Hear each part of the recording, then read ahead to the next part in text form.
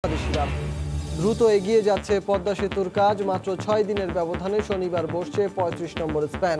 ডিসেম্বরের মধ্যেই দাঁড়িয়ে যাবে 6.15 কিলোমিটারের পুরো সেতু। লাখো মুসল্লির অংশগ্রহণে পবিত্র ঈদে মিলাদুন্নবীর জশ্নে জুলুস। আলোর দিশারির আদর্শে সংঘাতহীন পথের ডাক, মহানবীকে অবমাননার প্রতিবাদ।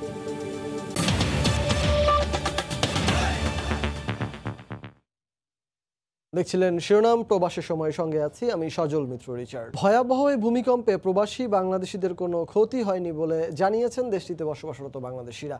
তারা সময় সংবাদকে একথা জানান। আজকে ইজমিরে ঘটে যাওয়া ভূমিকম্পের কিছুটা ইস্তাম্বুল সহ তুরস্কের বিভিন্ন শহরে অনুভূত হয়েছে। আলহামদুলিল্লাহ আমরা বাংলাদেশিরা সবাই ভালো আছি। আমরা যারা ইস্তাম্বুলে আছি তাদের মধ্যেও অনেকে বলছে যে তারা কিছুটা অনুভব করতে পেরেছে, কিন্তু ইস্তাম্বুলের বাংলাদেশ কমিউনিটি এবং ইস্তাম্বুলবাসী তাদের তেমন কোনো ক্ষয়ক্ষতি হয়নি। এখনো পর্যন্ত 4 জন নিহত এবং 120 জন আহত হওয়ার সংবাদ পাওয়া গেছে। এছাড়া একটি 13তলা ভবন ভেঙে পড়ার সংবাদ পাওয়া গেছে। আমরা এখানে বাঙালি কমিউনিটি যারা আছে, স্টুডেন্ট আছে বিভিন্ন শহরে, ইজমির শহরে যারা আছে, তাদের কাছ থেকে পাওয়া তথ্য অনুযায়ী কোনো বাঙালি ছাত্রী এখনো কোনো হতাহতের সংবাদ পাওয়া যায়নি। এবার অন্য প্রসঙ্গ। 6 দিনের ব্যবধানে পদ্মা সেতুতে শনিবার বসতে যাচ্ছে আরও একটি নতুন স্প্যান। 35তম স্প্যানটি বসানো গেলে 1 মাসে যোগ করা সম্ভব হবে রেকর্ড 4টি স্প্যান। মাঝ নদীতে 8 ও 9 নম্বর পিলারে 35তম এ স্প্যান যোগ করার মধ্য দিয়ে দৃশ্যমান হবে 5.25 কিলোমিটার সেতু। বাকি থাকবে 1 কিলোমিটারেরও কম। সাইফুল ইসলামের ছবিতে এহসান জুয়েলের রিপোর্ট। টানা 4 মাস বন্ধ থাকার পর 11 অক্টোবর মাসের প্রথম স্প্যানটি বসানোর মধ্য দিয়ে তৎপরতা শুরু। তবে অনিশ্চয়তা ছিল নদীর স্রোত নিয়ে। পানির উচ্চতা কমে এলেও থেমে থেমেই বাতাসের সাথে বেড়ে যায় স্রোতের গতি। এই কারণে 32 ও 34তম স্প্যান দুটি নির্ধারিত দিনে চেষ্টা করে বসানো যায়নি, বসাতে হয়েছে পরের দিন রিজার্ভ ডেতে। এছাড়া কুল কিনারাহীন মাঝ নদীতে সাম্প্রতিক সময় স্প্যানগুলো বসাতে হওয়ায় স্প্যানবাহী ক্রেন নোঙর করতে সমস্যা হচ্ছে। অন্য সময় দুই পারের মাটিতে কেবল টেনে নোঙর করা হলেও এক্ষেত্রে নোঙর করতে হচ্ছে নদীর তলদেশের মাটিতে। একইভাবে নোঙর ফেলতে হবে 35তম স্প্যানের ক্ষেত্রেও। তবে এই পদ্ধতিতে আগের 3টি স্প্যান বসানোর অভিজ্ঞতা কাজে লাগবে এবারে স্প্যানটি বসাতে। এখন ডিসেম্বরের 10 আমাদের টার্গেট। এই মাসে একটা, নভেম্বরে 4টা, ডিসেম্বরে 2টা। এই স্প্যানটি বসানোর পর টানা 6টি স্প্যানে মাওয়া প্রান্তে দৃশ্যমান হবে প্রায় 1 কিলোমিটার সেতু। জাজিরা প্রান্তে 29টি স্প্যানের দৃশ্যমান করা আছে 4 কিলোমিটারের বেশি। আগে যেখানে একটি স্প্যান বসতে সাধারণত 1 থেকে 2 মাস সময় লাগতো, এখন সেখানে 1 সপ্তাহের কম বিরতিতে যোগ হচ্ছে নতুন স্প্যান। লক্ষ্য 10ই ডিসেম্বরের মধ্যে সবগুলো স্প্যান বসানো। একটি নতুন স্প্যান যোগ হওয়া সে লক্ষ্যের পথে এক ধাপ অগ্রগতি। এহসান জুয়েল, সময় সংবাদ, মাওয়া, মুন্সিগঞ্জ। প্রবাসের সময় আরও থাকছে।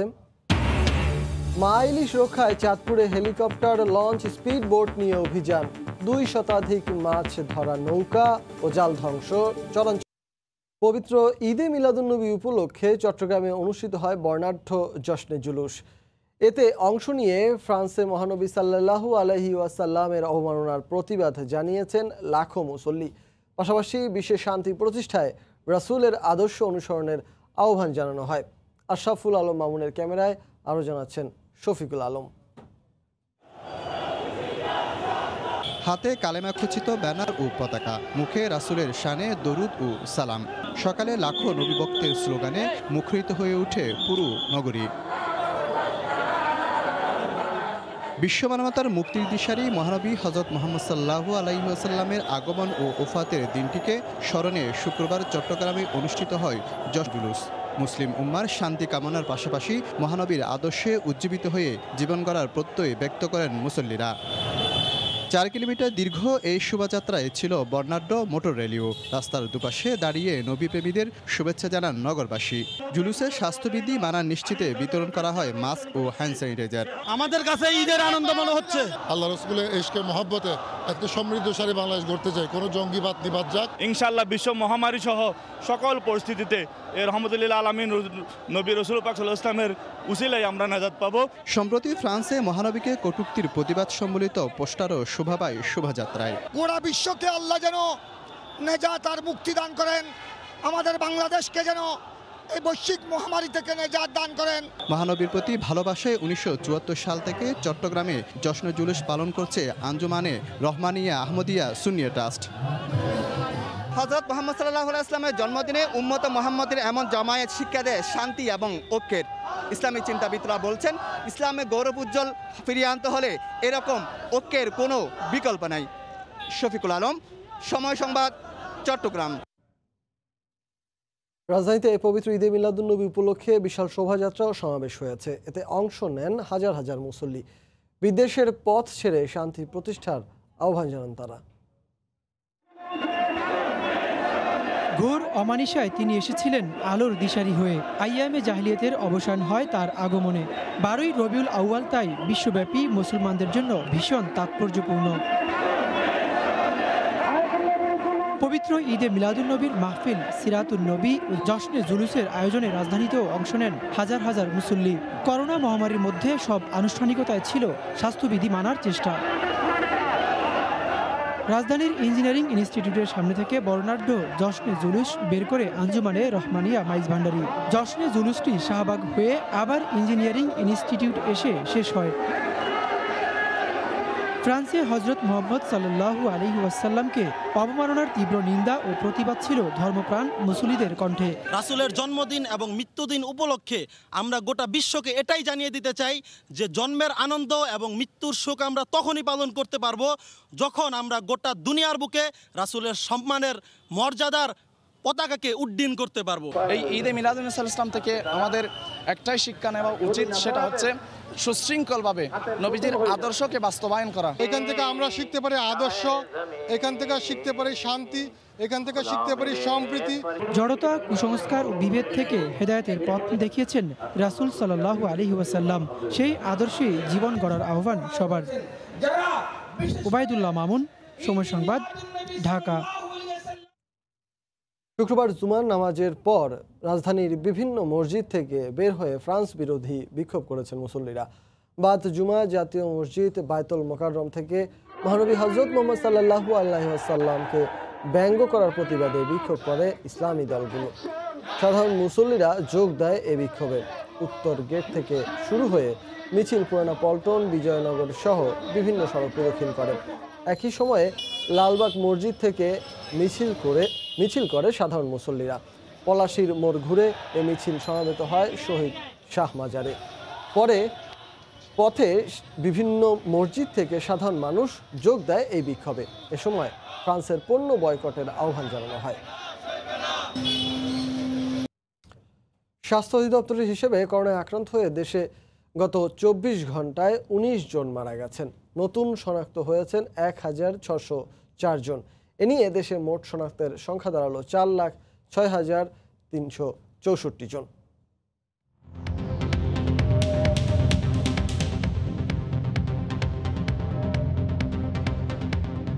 দেশে একদিনে নমুনা পরীক্ষা করা হয়েছে 14,141 জনের। এ পর্যন্ত মোট নমুনা পরীক্ষা হয়েছে 23,24,730 জনের। 24 ঘন্টায় নতুন শনাক্ত হয়েছে 1,604 জন। এ নিয়ে দেশে মোট রোগীর সংখ্যা 4,06,364 জন। 24 ঘন্টায় মারা গেছেন 19 জন। এ পর্যন্ত করোনা আক্রান্ত হয়ে মারা গেলেন 5,905 জন। করোনা থেকে 24 ঘন্টায় সুস্থ হয়েছেন 1,422 জন। এ পর্যন্ত সুস্থ হয়েছেন 3,22,703 জন। দেশে ইলিশ উৎপাদনে রেকর্ডের পর রেকর্ড হচ্ছে, সেই সাথে বাড়ছে মাছের আকারও। গত এক দশকে শুধুমাত্র এই অঞ্চলে আহরণ করা হয়েছে 37,25,000 মেট্রিক টন ইলিশ মাছ। বিস্তারিত জানাচ্ছেন কমল দে। ইলিশকে জাতীয় মাছ হিসেবে স্বীকৃতি দেওয়া হলো, এ নিয়ে বাস্তবধর্মী গবেষণা একেবারে কম। বিশ্ব খাদ্য সংস্থা 1953 সাল থেকে ইলিশ মাছ নিয়ে তথ্য সংগ্রহ করলো। এই তালিকায় বাংলাদেশ যুক্ত হয় 1984 সালে। গত 67 বছরে বিশ্বে সংগৃহীত 1,25,00,000 মেট্রিক টন ইলিশ মাছের মধ্যে 36 বছরে বাংলাদেশে উৎপাদন হয়েছে 97 লাখ মেট্রিক টন। গঙ্গা ব্রহ্মপুত্র মেঘনা অববাহিকা, এটার এই অঞ্চলটা ইলিশের খাদ্যকণা বা খাদ্যচক্র এবং আবাসস্থল হিসাবে অত্যন্ত উপযুক্ত। মূলত 500 বর্গ কিলোমিটারের গঙ্গা ব্রহ্মপুত্র মেঘনা অববাহিকা ইলিশের মূল বিচরণ ক্ষেত্র, কিন্তু নানা জটিলতায় ডিমপাড়া সহ জীবনচক্রে নানা সমস্যায় পড়তে হচ্ছে ইলিশ মাছকে। তাই বিদ্যমান সমস্যাগুলো সমাধান করা না হলে মাছ আহরণের হার কমে আসতে পারে বলে শঙ্কা মৎস্য বিশেষজ্ঞদের। নদীতে ইলিশের পরিমাণ কম, অর্থাৎ নদীতে কম ঢুকছে, নদীর মুখ জাল দিয়ে বন্ধ করে ফেলা হয়েছে। তাহলে কাজেই নদীর মুখে অবশ্যই একটি করিডোর ইলিশের জন্য সারা বছরের জন্য খোলা রাখতে হবে, যেখানে কোনো জাল পাতা যাবে না। সাগরে ইলিশ মাছ ধরার উপর নির্দিষ্ট সময় নিষেধাজ্ঞা থাকায় গত 2 বছর ধরে বড় সাইজের ইলিশ মাছ জেলেদের জালে ধরা পড়ছে বলে মনে করেন এই মৎস্য কর্মকর্তা। 65 দিন কিন্তু সাগরে মাছ ধরা বন্ধ রাখছিলাম এবং কঠোরভাবে এটা মানা হয়েছে, যার জন্য মাছগুলো কিন্তু বড় হওয়ার সুযোগ পাইছে, যার জন্য আমরা এই বছর এত বড় বড় ইলিশ দেখতেছি বাজারে। তবে ইলিশের জন্য নিরাপত্তা স্থান নিশ্চিত করা না গেলে মিয়ানমারের ইরাবতী অববাহিকায় ইলিশ চলে যাওয়ার শঙ্কা বিশেষজ্ঞদের। আমরা এটা করতে ব্যর্থ হই তাহলে কিন্তু ইলিশ তার নিজের মতো করেই তার আবাসভূমি সে পছন্দ করে নিবে, যেটা আমাদের জন্য অত্যন্ত দুর্ভাগ্যজনক হবে। 2019 সালে বাংলাদেশে আরোহণ হয়েছে 5,33,000 মেট্রিক টন ইলিশ মাছ। কমল দে, সময় সংবাদ, চট্টগ্রাম। ইলিশ রক্ষায় চাঁদপুরে আকাশ ও নৌপথে সাঁড়াশি অভিযান চালিয়েছে আইন শৃঙ্খলা রক্ষাকারী বাহিনী। হেলিকপ্টার, লঞ্চ, স্পিড বোর্ডে দুর্গম চরাঞ্চলের জেলে পল্লীগুলোয় টহল দেয়া হয়। এ সময় নিষেধাজ্ঞা না মানায় পুড়িয়ে দেয়া হয় 2 শতাধিক মাছ ধরা নৌকা ও জাল। শুক্রবার ভোর থেকেই পদ্মা ও মেঘনা নদীর দুর্গম চরাঞ্চলের জেলে পল্লীতে অভিযান শুরু করে আইন শৃঙ্খলা রক্ষা বাহিনী।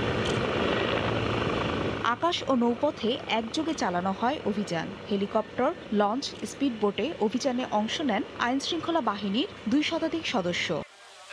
টানা 8 ঘন্টা পর বেলা 11টায় অভিযান সমাপ্ত করা হয়। একটা সফল অভিযান হয়েছে আমি বলবো। ইলিশ রক্ষায় যে সরকার কঠোর পদক্ষেপ নিয়েছে, এই পদক্ষেপ আমরা বাস্তবায়ন করব। এর আগে 25শে অক্টোবর রাজরাজেশ্বর এলাকায় অভিযান চালাতে গেলে নৌ পুলিশের উপর হামলা চালায় জেলেরা। এতে 20 পুলিশ সদস্য আহত হন। এই ঘটনার পর থেকেই অভিযান জোরদার করা হয়। এদিকে ভৈরবে মেঘনা ও কালী নদীতে অভিযান চালিয়ে 6 জেলেকে বিভিন্ন মেয়াদে সাজা দিয়েছেন ভ্রাম্যমাণ আদালত। করোনা পরিস্থিতিতে মাসের পর মাস বন্ধ শিক্ষা প্রতিষ্ঠান। 4 দেয়ালে বন্দি শিশুদের মনোজগতে দেখা দিচ্ছে নানা পরিবর্তন। মনোবিদরা বলছেন বাধা পেতে পারে মানসিক বিকাশ।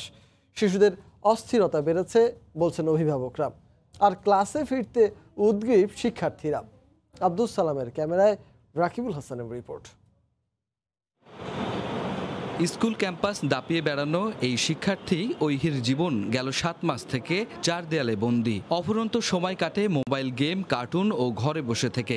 স্কুল কলেজ বন্ধ থাকায় তার মতো অনেক শিক্ষার্থীরই হাঁপিয়ে উঠেছে বন্ধ ঘরের রুটিনে। একটুতেই অস্বস্তি ও বিষণ্ণতা ভর করেছে তাদের। মনোবিজ্ঞানীরা বলছেন এতে মানসিক বিকাশ বাধাগ্রস্ত হতে পারে। সত্যি শিশুদেরকে তার বন্ধুদের সঙ্গে মেশা, শিক্ষা প্রতিষ্ঠান খুলে দেওয়া অথবা তাদের একটু জগৎ তৈরি করে দিতে পারতাম, তাহলে কিন্তু এই জায়গা থেকে বেরিয়ে আসা একটা সম্ভাবনা ছিল। স্কুল কলেজ ক্যাম্পাসের উন্মুক্ত জীবন ছেড়ে বদ্ধ জীবনে আচরণগত নানা অসঙ্গতিও খেয়াল করছেন অভিভাবকরাও। তারা একটুতেই খিটখিটে মেজাজের হয়ে যাচ্ছে, অস্থির হচ্ছে, মন খারাপ, বিষণ্ণতা, এই আচরণগুলো তাদের মধ্যে আমরা দেখতে পাচ্ছি। অনেকে মোবাইলে গেম নিয়ে ব্যস্ত আছে, যেটা তাদের জন্য অত্যন্ত ক্ষতিকর। তারা পড়াশোনার পরিবেশ পাচ্ছেন, সবসময় বাসাতে তারা একটা অস্বাভাবিক অবস্থার মধ্যে থাকছে। আর এমন 4 দেয়ালের জীবন ছেড়ে ক্লাসে ফিরে স্বাভাবিক পড়াশোনায় ফিরতে উন্মুখ শিক্ষার্থীরা। স্কুল মনে হচ্ছে স্বপ্নের জায়গা, খুব মিস করছি স্কুল। আমাদের ফ্রেন্ডদের সাথে কমিউনিকেশনটা ভালো হয়, এই জন্য স্কুল খুলুক সেটাই আমরা চাচ্ছি। স্কুলে গেলে আমরা প্রপার ডিসিপ্লিনের মধ্যে থাকি, আমরা প্রতিদিনের পর প্রতিদিন করি। 8 মাস আগে করোনা সংক্রমণে সব শিক্ষা প্রতিষ্ঠান বন্ধ হয়েছে। রাকিবুল হাসান, সময় সংবাদ, রাজশাহী। লক্ষ্মী পুজো উপলক্ষে দেশের বিভিন্ন স্থানের মতো মাদারীপুরেও নানা আয়োজন করা হয়েছে। করোনার কারণে আয়োজন সীমিত বলে জানিয়েছেন আয়োজকরা। এদিকে পূজা নির্বিঘ্ন করতে নিরাপত্তা ব্যবস্থা জোরদার করেছে পুলিশ। মাদারীপুরে চলছে ঢাক, ঢোল আর উলুধ্বনির মধ্য দিয়ে লক্ষ্মী পূজার নানা আয়োজন। নাচ, গান, অভিনয়ে ধর্মীয় ইতিহাস তুলে ধরা হয়। কালকিনির নবগ্রাম ইউনিয়নের ইউনিয়নের ঘরে ঘরে পূজার আয়োজন। স্থায়ী অর্ধশত ও অস্থায়ী মিলে ইউনিয়নের 200-র বেশি মণ্ডপে করা হচ্ছে লক্ষ্মী পূজা। প্রতি বছর বড় পরিসরে এই অনুষ্ঠানের আয়োজন করা হলেও করোনা পরিস্থিতিতে এবার সীমিত আকারে অনুষ্ঠিত হচ্ছে বলে জানিয়েছে পূজা উদযাপন কমিটি। উনি ধনের দেবী, উনি আমাদের মঙ্গল করেন। লক্ষ্মী মার পূজা করে আমাদের সংসারে সকল অভাব অনাটন দূর হয়ে যায়। এবারে এই করোনা কালে আমরা এই পূজাটি সংক্ষিপ্ত করেছি। সরকারের বিধিনিষেধ মেনে সকল আয়োজন আমরা শুধুমাত্র পালনের অর্থে করছি। পূজা নির্বিঘ্ন করতে পুলিশ প্রশাসনের পক্ষ থেকে নেওয়া হয়েছে ব্যাপক নিরাপত্তা ব্যবস্থা। 3টা স্পটে আমরা পুলিশ রেখেছি যাতে বাইরের লোকজন বেশি অতিরিক্ত গাড়ি মোটরসাইকেলের গ্যাদারিং না হয়। হিন্দু সম্প্রদায়ের লোকজন এই লক্ষ্মী পূজা নির্বিঘ্নে যাতে করতে পারে আমরা সেই নিরাপত্তা ব্যবস্থা রেখেছি। শুক্রবার সন্ধ্যা থেকে শুরু হয় এই আয়োজন, চলবে রোববার বিকেল পর্যন্ত। আবহাওয়া ভালো থাকায় ঠাকুরগাঁওয়ের বাজারগুলোতে উঠেছে শীতকালীন সহ সব ধরনের সবজি। সরবরাহ বেড়ে যাওয়ায় সবজির দাম কমতে শুরু করেছে বলে জানিয়েছেন ব্যবসায়ীরা।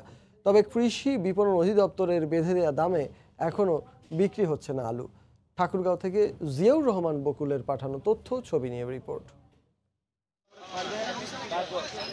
ভোরের আলো ফোটার আগেই জেলার 5 উপজেলা সহ বিভিন্ন প্রান্ত থেকে কৃষক উৎপাদিত সবজি নিয়ে আসেন শহরের গোবিন্দনগর সমবায় মার্কেট পাইকারি বাজারে।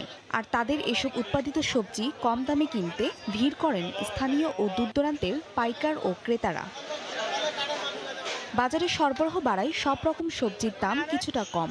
আবহাওয়া অনুকূলে থাকলে সরবরাহ আরো বাড়বে বলে জানান চাষি ও ব্যবসায়ীরা। সপ্তাহখানেক আগে যা দাম ছিল ওই তুলনায় এখন আকাশের আয়াতের ভালো, মাল আমদানি বেশি, অনেক দাম কমে গেছে। 1 বিঘা লাউ করতে প্রায় 30,000 টাকার মতো খরচা হয়। এবারে মোটামুটি 1.5 লক্ষ টাকা বিক্রি আসছে। গত সপ্তাহের তুলনায় পাইকারি বাজারে প্রকারভেদে প্রতি কেজি সবজিতে কমেছে 10 থেকে 15 টাকা পর্যন্ত। তবে সংকট দেখা দেয়ায় কৃষি বিপণন অধিদপ্তরের নির্দেশনা দরে এখনো বিক্রি হচ্ছে না আলু। সরকারের রেট দিচ্ছে আপনাকে হচ্ছে আমাদেরকে মনে করেন যে 27-28 টাকা কেনার জন্য, সেই জায়গায় আমাদের কিনতে হচ্ছে গৃহস্থ ছাড়তেছেন আপনার 35, 37 বা 37-এর নিচে। এখন লাফা শাক হলো 12 টাকা আঁটি, আর লাল শাক হলো 3 টাকা আঁটি, পাটা শাক হলো 2 টাকা আঁটি। বেশি আসাতে মালের দাম কমে গেছে। বর্তমান করলা 30 টাকা ভালোটা, আর যেটা একটু খারাপ ওইটা 25 টাকা কেজিতে বিক্রি হচ্ছে। পাইকারি বাজারে বর্তমানে প্রতিদিন 15 থেকে 18 লাখ টাকার সবজি কেনা বেচা হয়। সময় সংবাদ, ঠাকুরগাঁও। ফ্রান্সে পরপর 2টি সন্ত্রাসী হামলার ঘটনায় জরুরি সতর্কতা জারি করা হয়েছে। মোতায়েন করা হয়েছে অতিরিক্ত সেনাবাহিনী। দেশটির বিভিন্ন চার্চে বাড়ানো হয়েছে নিরাপত্তা। পরপর হামলায় শঙ্কিত সাধারণ মানুষ। এদিকে ইসলাম ধর্ম নিয়ে বিরূপ মন্তব্যের জেরে মুসলিম বিশ্বের তীব্র সমালোচনার মধ্যেই মুসলিম উগ্রপন্থীদের দমনে সবাইকে ঐক্যবদ্ধ হওয়ার আহ্বান জানিয়েছেন ফরাসি প্রেসিডেন্ট ইমানুয়েল ম্যাক্রো। ফ্রান্সের প্যারিস থেকে আরও জানাচ্ছেন লুৎফুর রহমান বাবু। গেল কয়েক বছরে ফ্রান্সে বেশ কয়েকটি বড় সন্ত্রাসী হামলার ঘটনা ঘটেছে। আর এই হামলাগুলিকে সরকার উগ্রবাদী সন্ত্রাসী দ্বারা সংগঠিত হয়েছে বলে দাবি করে আসছে। নিচের হামলাকে একটি সন্ত্রাসী কর্মকাণ্ড বলে উল্লেখ করেছেন শহরটির মেয়র। এদিকে নিজ শহরে হামলার পরপরই দেশ জুড়ে অতিরিক্ত সতর্কতা জারি করা হয়। গুরুত্বপূর্ণ স্থাপনা সহ বিভিন্ন রাস্তায় মোতায়েন করা হয় অতিরিক্ত টহল পুলিশ। তবে নিজ শহরের এই হামলার সাথে শার্লি এবদো অফিসের হামলার কোনো যোগসূত্র আছে কিনা তা এখনো জানা যায়নি।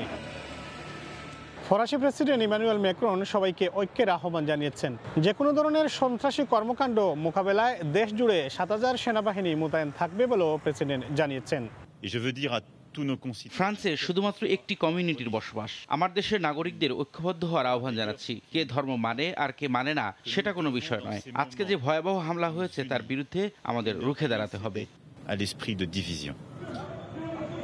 গেল 16 অক্টোবর রাজধানী প্যারিসের স্থানীয় একটি স্কুলে স্যামুয়েল পেটি নামে এক শিক্ষককে গলা কেটে হত্যার রেশ কাটতে না কাটতে নিজ শহরে এই হামলার ঘটনা ঘটল। 4 বছর আগে ফ্রান্সের নিজ শহর আরও একবার জঙ্গি হামলার শিকার হয়েছিল। সে বছর বাস্তিল দিবসের অনুষ্ঠানে জনতার ভিড়ের উপর গাড়ি চাপা দিয়ে হত্যা করা হয় 86 জনকে। একের পর এক এই হামলাগুলিতে ভীত সন্ত্রস্ত এখানকার সাধারণ মানুষজন। আর তাই সরকারের কাছে তারা দাবি করেছেন নিরাপত্তা ব্যবস্থা আরও জোরদার করার জন্য। অমরুৎন বাবু, সময় সংবাদ, প্যারিস। কুয়েতের শোয়েক অঞ্চলে বাংলাদেশি অধ্যুষিত সুক জুম্মা বা হলিডে মার্কেট খুলে দেয়া হলেও এখনও জমে ওঠেনি বেচাকেনা। আর তাই লোকসান গুনতে হচ্ছে ব্যবসায়ীদের। বেকার হয়ে পড়া বাংলাদেশি সহ অন্যান্য দেশের ক্রেতারা আগের মতো না আসায় বাজারটির এখন বেহাল দশা। কুয়েত থেকে শরীফ মোহাম্মদ মিজানুর রহমানের রিপোর্ট। কুয়েতে দীর্ঘদিন বন্ধ থাকার পর গত মাসে খুলে দেওয়া হয়েছে ফ্রাইডে মার্কেট নামে খ্যাত শুভজুম্মা। করোনা মহামারীর কারণে এখনো জমে ওঠেনি এই মার্কেটের কেনাকাটা, প্রায় কাটা শুরু হয়ে পড়েছে এই মার্কেটটি। এমত অবস্থায় দোকানেরা গুনছে লোকসানের খাতা। কর্মহীন বেকার হয়ে পড়া বাংলাদেশি সহ অন্যান্য দেশের ক্রেতারা আগের মতো আর কেনাকাটা করছেন না, ফলে এই বাজারটির অবস্থা এখন বেহাল দশা। লোকসান কাটিয়ে উঠতে আশাবাদী এই সকল মার্কেটের বাংলাদেশি ব্যবসায়ীরা। তারা মনে করেন আবারও করোনা মহামারীর সংকট কাটিয়ে ফিরে আসবে স্বাভাবিক কেনাকাটার ধুম, আবারও প্রাণ চাচ্ছিল ফিরে আসবে কেনাকাটার। এটাই বাংলাদেশি প্রবাসীদের প্রত্যাশা। আমরা স্বল্প মূল্যে অনেক কিছু এখানে পাই, কুয়েতের এমন কিছু জিনিস নাই যে এখানে নাই। সুতরাং কুয়েত সরকারকে আমরা ধন্যবাদ জানাই। স্বাস্থ্যবিধি আছে এবং গ্লাভস এবং মাস্ক পরা এবং মেনে চলবো ইনশাল্লাহ। এবং পর্যায়ক্রমে আমাদের যে ক্রেতা আছে আস্তে আস্তে বাড়ছে এবং আরো বাড়বে ইনশাল্লাহ, থেকে না ভালো হবে ইনশাল্লাহ। স্বাস্থ্যবিধি ও সামাজিক দূরত্ব বজায় রেখে সরকারের নির্দেশনা মেনে চলার আহ্বান জানান বাংলাদেশের প্রবাসী সকল বাংলাদেশিরা।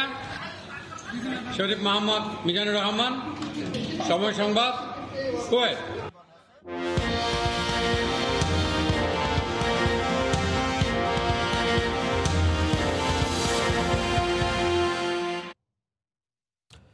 ফ্লোরিডায় জয় পাওয়া মানে প্রেসিডেন্ট পদে জয়, এমন তত্ত্বে বিশ্বাসী হয়ে বৃহস্পতিবার একই দিনে ফ্লোরিডায় দুই প্রার্থী জো বাইডেন ও ডোনাল্ড ট্রাম্প নির্বাচনী সমাবেশ করেছেন।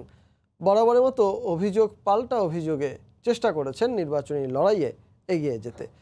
ক্যালিফোর্নিয়ার লস অ্যাঞ্জেলেস থেকে আরও জানাচ্ছেন লস্কর আল মামুন। মার্কিন নির্বাচনের আর মাত্র 5 দিন বাকি। ভোটের এই শেষ মুহূর্তে এসে দেশব্যাপী জাতীয় জনমত জরিপে প্রেসিডেন্ট ডোনাল্ড ট্রাম্পের চেয়ে 12% ব্যবধানে এগিয়ে আছেন ডেমোক্রেটিক দলের প্রার্থী জো বাইডেন। সম্প্রতি জরিপ ও বাজার গবেষণা সংস্থা SSRS পরিচালিত CNN-এর একটি নতুন জরিপে ট্রাম্প ও বাইডেনের জনমতের এই ব্যবধান লক্ষ্য করা গেছে। SSRS পরিচালিত CNN-এর এই জরিপটি 23 অক্টোবর থেকে 26 অক্টোবর পর্যন্ত পরিচালনা করা হয়। এমন প্রেক্ষাপটে জয় নির্ধারণী অঙ্গরাজ্য হিসেবে পরিচিত ফ্লোরিডায় একই দিন নির্বাচনী সমাবেশ করলেন দুই প্রতিদ্বন্দ্বী প্রার্থী জো বাইডেন এবং ডোনাল্ড ট্রাম্প। বরাবরের মতো একে অপরের বিরুদ্ধে তীব্র সমালোচনায় মেতে ওঠেন দুই নেতা।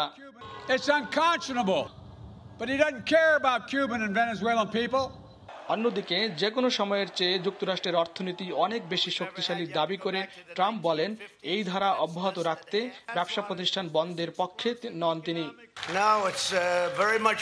এবারের নির্বাচনী ব্যয় অতীত সকল রেকর্ড ছাড়িয়েছে বলে খবর প্রকাশ করেছে মার্কিন গণমাধ্যম নিউ ইয়র্ক টাইমস। প্রচার প্রচারণায় জমে উঠেছে যুক্তরাষ্ট্রের প্রেসিডেন্সিয়াল নির্বাচন।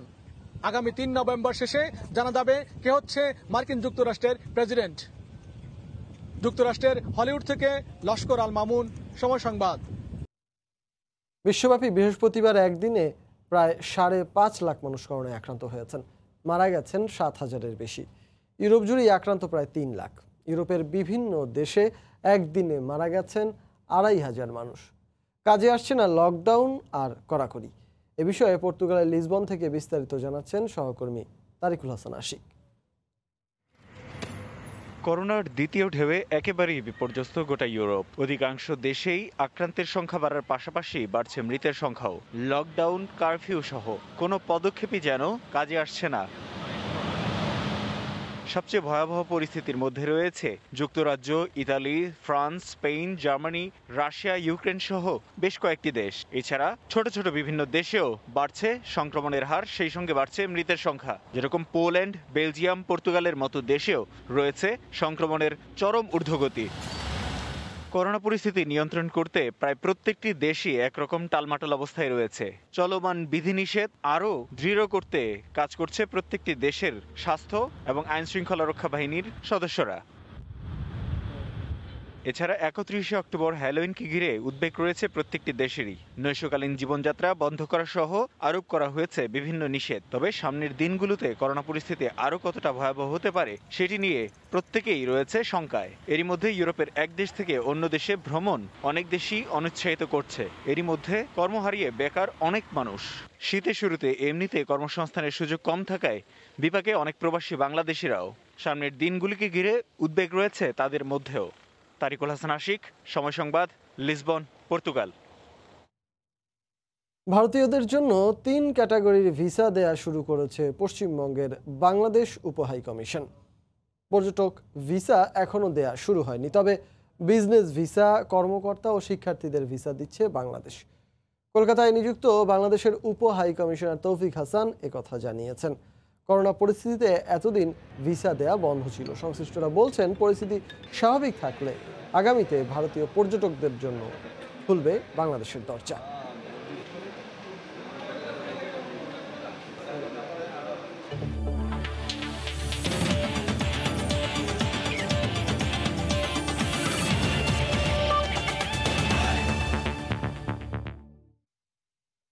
বাফুফে নির্বাচন প্রসঙ্গ, দুজনের জন্যই লড়াইটা সম্মানে। তৃতীয়বারের মতো ফুটবল ফেডারেশনের সহ সভাপতির পদ দখলের ভোটের মাঠে টাইব্রেকারের লড়াই তাবিদ আউয়াল আর মহিউদ্দিন মহিকে নিয়ে এসেছে এক মোহনায়। তবে ভোটারদের ওপর আস্থা আছে দুজনেরই। অতীত কার্যকলাপ পর্যবেক্ষণ করে কাউন্সিলররা সঠিক রায় দেবেন বলেই বিশ্বাস তাদের। আর ধারাবাহিকতা বজায় রেখে সুষ্ঠু এবং নিরপেক্ষভাবেই দায়িত্ব পালনের আশ্বাস নির্বাচন কমিশনের। আবারও নির্বাচনী দামামা বাজছে বাফুফেতে। 21 পদের কার্যনির্বাহী কমিটির একটি সহসভাপতির শূন্য পদে লড়াইয়ে নামবেন 2 হেভিওয়েট প্রার্থী তাবিদ আউয়াল এবং মহিউদ্দিন আহমেদ মহি। টানা 2 বার একসঙ্গে কমিটিতে থাকলেও এবার নিজেদের মুখোমুখি হতে যাচ্ছেন তারা। 3 অক্টোবর মূল নির্বাচনে ক্লিন সুইপ না পেলেও সংখ্যাগরিষ্ঠতার ভিত্তিতে দায়িত্বভার বুঝে নিয়েছেন কাজী সালাউদ্দিন এবং তার সতীর্থরা। ঠিক হয়ে গেছে বিভিন্ন কমিটিও, কিন্তু এখনো খালি একটা বড় পদ। সমান 65টি করে ভোট পেয়ে যার দাবিদার দুজন। টাইব্রেকারে ঠিক হবে এবার তাদের ভাগ্য। কাউন্সিলররা আসলেই জোরালোভাবে কারো উপর ওরকম সমর্থন রাখতে পারেন নাই, তাই আমার 4র্থ পদে আমরা টাই করে ফেলেছি। আর আমি সেটাকে কিন্তু খুবই ইতিবাচক মনোভাব দিয়ে দেখছি আগামী ফুটবলের দিনগুলো। আমার যে প্রতিপক্ষ প্রার্থী, সে একজন শক্ত প্রতিদ্বন্দ্বী প্রার্থী, সে একজন যোগ্য প্রার্থী। তো সেই জায়গাটাতে আমি মনে করি প্রতিদ্বন্দ্বিতাটা খুবই কঠিন হবে। নির্বাচনটা ফুটবল ফেডারেশনের হলেও সেখানে লেগেছে জাতীয় রাজনীতির রং। কারণটা 2 প্রার্থীর রাজনৈতিক পরিচয়, যে কারণে লেভেল প্লেইং ফিল্ড নিয়েও তাদের মনোভাব একেবারেই বিপরীতমুখী। তবে ভোটারদের উপর আস্থা শতভাগ। একটা ফুটবল ম্যাচে অনেক সময় আন্ডারডগস থাকে, ডমিনেন্ট ফোর্সেস থাকে, বাট খেলা একবার শুরু হয়ে গেলে খেলার ভিতরে অনেক ঘটনা হয়ে যায়। আমি বিশ্বাস করি যে আমাদের ইলেকশনটাও একইভাবে আমাদের দেখতে হবে। আগামীকাল ভোটাররাই ফাইনালি সিদ্ধান্ত দিবেন। ভোট দেওয়ার ক্ষেত্রে লেভেল প্লেইং ফিল্ড আছে। যদি আপনার পক্ষে কেউ যদি কোনো ধরনের ক্যাম্পেইন করে, কোনো ধরনের ভোট চায়, সেটাকে আপনি লেভেল প্লেইং ফিল্ডের ব্যত্যয় হয়েছে বলে বলতে পারেন না। আমি আশা করি আগামীকালকের এই নির্বাচনে ডেলিগেটরা আমাকে হতাশ করবেন না। এদিকে নির্বাচনী কার্যক্রমের সঙ্গে সম্পর্কিত সকল প্রস্তুতি সম্পন্ন হয়েছে বলে জানিয়েছেন প্রধান নির্বাচন কমিশনার। আশা সুষ্ঠুভাবেই সম্পন্ন হবে বাকি আনুষ্ঠানিকতা। যেহেতু 2জন প্রার্থীর মধ্যে ভোট, তেমন কোনো উত্তেজনার কারণও আমরা দেখছি না। তবুও সতর্কতামূলক যত নিরাপত্তা আয়োজন দরকার সেগুলো যথারীতি বহাল থাকবে। সকাল 11:30টায় শুরু হয়ে ভোট গ্রহণ চলবে দুপুর 1টা পর্যন্ত। নিয়ন মুহাইমিন, সময় সংবাদ। মহামারী করোনায় মাস্কের আড়ালে ঢাকা পড়েছে হাসি, আর সেই সঙ্গে ফুরিয়েছে ঠোঁট রাঙানোর প্রয়োজনও। এতে ধস নেমেছে এই প্রসাধনীর বাজারে। আদি যুগ থেকে নারীর সাজের অন্যতম এই অনুষঙ্গের ব্যবহার ও বিবর্তন নিয়ে আয়ারল্যান্ড থেকে জানাচ্ছেন সৈয়দ জুয়েল। করোনা ভাইরাসের সংক্রমণ ঠেকাতে মুখে মুখে মাস্ক বিধিনিষেধের জেরে আগের মতো উৎসব পার্টির পাটও কমেছে। এ কারণে চরম ধাক্কা লেগেছে লিপস্টিক ব্যবসায়। L'Oreal, MAC, wet and wild, colour, Estee Lauder মতো নামি দামি ব্র্যান্ড এসেছে নারী ঠোঁট রাঙাতে। মাস্ক সহজে সরছে না, এ আন্দাজ করে অনেক ব্র্যান্ডই চোখের প্রসাধনীর দিকে ঝুঁকছে। কেবল নারী নয়, সুমেরীয়, মিশরীয়, রোমান সভ্যতায় পুরুষরা ব্যবহার করত এই লিপস্টিক। সে সময় কোসিনিয়াল নামের পরজীবী পতঙ্গ যা ক্যাকটাস গাছে বাসা বাঁধত। এ থেকে পাতা কেটে 3 মাস উষ্ণ জায়গায় তা দিয়ে কারমাইন রং পাওয়া যেত। মেরুন রঙের আগমন সেই থেকেই। সে সময় সুরক্ষার জন্য ব্যবহার হতো এই লিপস্টিক। লিপস্টিকের উজ্জ্বলতা আরো চকচকে ভাব আসে 1656 সালে। তখন মাছের আঁশ দিয়ে কৃত্রিম মুক্তার নির্যাস তৈরি করে উজ্জ্বলতা আনা হতো। অনেক চড়াই উত্তরায় পেরিয়ে 1923 সালের দিকে আপ লিপস্টিক তৈরি হয়। বর্তমান আধুনিক লিপস্টিকের শুরু সেখান থেকেই। করোনা শেষে আবারও লিপস্টিক ব্যবসায় হাসবে শপিং মলগুলো, আবারও মাস্কবিহীন হাসিতে ভাসবে নারীর ঠোঁট। আয়ারল্যান্ড থেকে সৈয়দ জুয়েল, সময় সংবাদ। এ পর্যায়ে শীর্ষ সংবাদ জানিয়ে দিচ্ছি আরেকবার। দ্রুত এগিয়ে যাচ্ছে পদ্মা সেতুর কাজ। মাত্র 6 দিনের ব্যবধানে শনিবার বসছে 35 নম্বর স্প্যান। ডিসেম্বরের মধ্যেই দাঁড়িয়ে যাবে 6.15 কিলোমিটারের পুরো সেতু। লাখো মুসল্লির অংশগ্রহণে পবিত্র ঈদে মিলাদুন্নবীর জশ্নে জুলুস। আলোর দিশারির আদর্শে সংঘাতহীন পথের ডাক, মহানবীকে অবমাননার প্রতিবাদ। এই ছিল প্রবাসী সময়ে, আর সঙ্গে থাকুন সময়ে।